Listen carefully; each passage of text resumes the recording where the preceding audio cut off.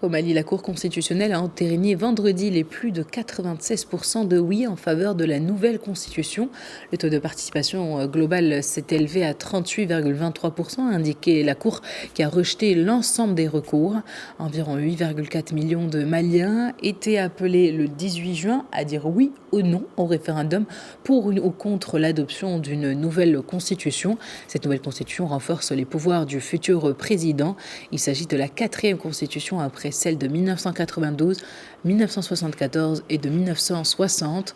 Selon les nouvelles lois, le président sera élu pour 5 ans et il ne pourrait effectuer que 2 mandats.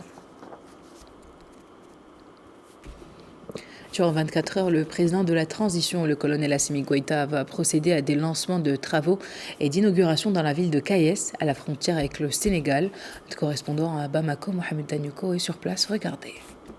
C'est ici à Kayes, dans la première région administrative du Mali, que le président de la transition, le colonel Assimi Goïta, accompagné d'une forte délégation et de plusieurs membres du gouvernement, est attendu demain dimanche. Au programme, le président de la transition va procéder au lancement officiel de la reprise du trafic ferroviaire et à la pose de la première pierre du lycée public de Kaindi, du nom d'un quartier de cette ville. Aussi, il faut noter que côté santé, il y aura le centre de dialyse qui sera en tout cas rendu opérationnel par le président de la transition. Et à cet effet, le ministre de la Santé fait partie de la délégation. Il faut aussi noter que plusieurs autres programmes, notamment le lancement de la route Kayi-Sandaré, est prévu ici à Kayes demain. Donc, autant de programmes, autant d'initiatives qui vont être lancées, qui vont être inaugurées par le président de la transition. Et déjà, la ville de Kayes est fait prête pour accueillir cette délégation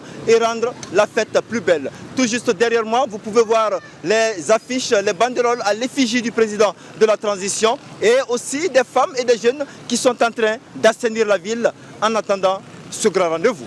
Mohamed Danyoko pour Média TV Afrique, depuis Kayes, la cité des rails.